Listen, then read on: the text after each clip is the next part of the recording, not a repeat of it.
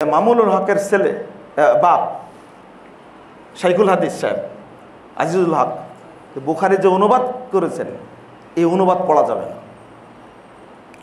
আধুনিক প্রকাশনী যে বুখারীর অনুবাদ করেছেন এই অনুবাদ পড়া যাবে না।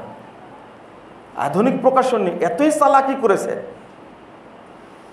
আবার বর্তমানে ইসলামিক ফাউন্ডেশনের যে অনুবাদ সহিহ বুখারী এই অনুবাদের মধ্যে একজন ইতিমধ্যে ডিজি ছিলেন শামীম আফজাল। এই লোকটা এত ধূর্ত আর এত বালখিল্য শ্রেণীর মানুষকে এত গালিগালাজ করত। সহিহ বুখারী তার টাইমে অনুবাদ করতে গিয়ে ব্যাকেট দিয়ে লিখে রাখছে এটা হানাফি মাযহাবে নাই। এই অনুবাদ করার কি দরকার?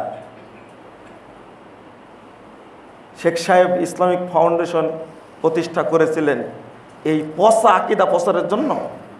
এখন যিনি ইসলামিক ফাউন্ডেশনের গভর্নর হিসাবে আছেন নামটা কি যেন সালেহি,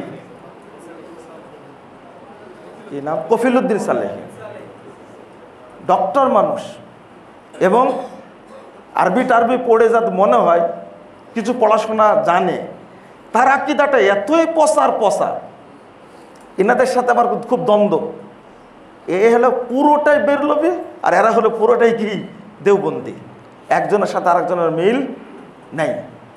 তো ইনারা যদি দায়িত্বে থাকেন তাহলে প্রচারটা কোনটা হবে? কোরআন হাদিসের প্রচার কোনোদিনই হবে না। প্রচার হবে কোনটা? সব সুফিবাদ, শিরক, বিদআত। এবার কি আরেকটা কি আকীদা বলছিলাম, সেটা হলো ইত্তেহাদটা। বোঝা গেল কি? তো বোঝা গেল না?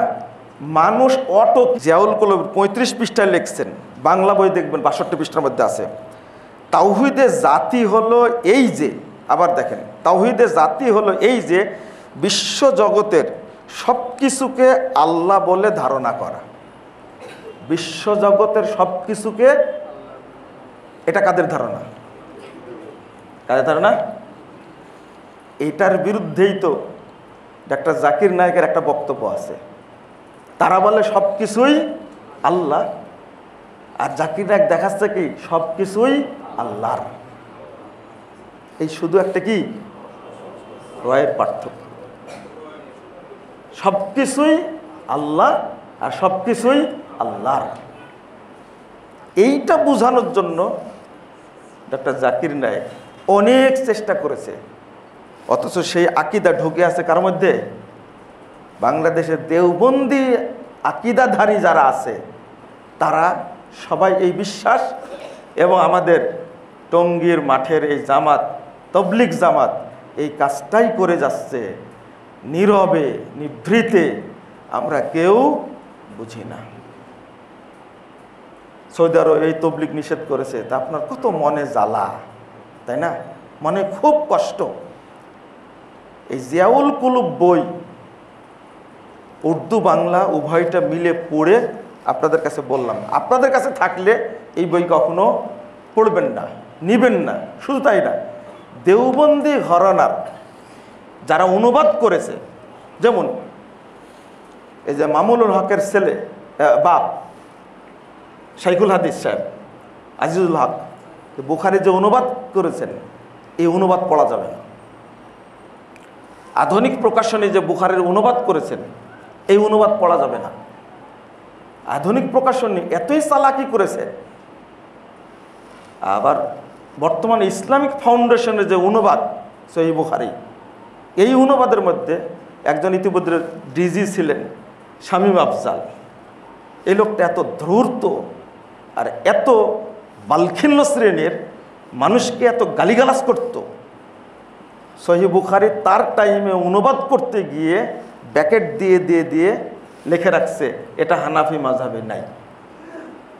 এই অনুবাদ করার কি দরকার? শেখ সাহেব ইসলামিক ফাউন্ডেশন প্রতিষ্ঠা করেছিলেন এই পচা আকীদা প্রচারের জন্য। এখন যিনি ইসলামিক ফাউন্ডেশনের গভর্নর হিসাবে আছেন নামটা কি যেন সালেহি, কি নাম, কফিলউদ্দিন সালেহি, ডক্টর মানুষ এবং আরবি টারবি পড়ে যাতে মনে হয় কিছু পড়াশোনা জানে, তার আকীদাটা এতই পচা, এনাদের সাথে আমার খুব দ্বন্দ্ব।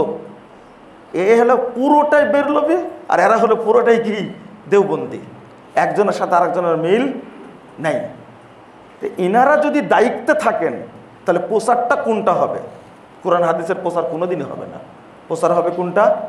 সব সুফিবাদ, শিরিক, বিদআত।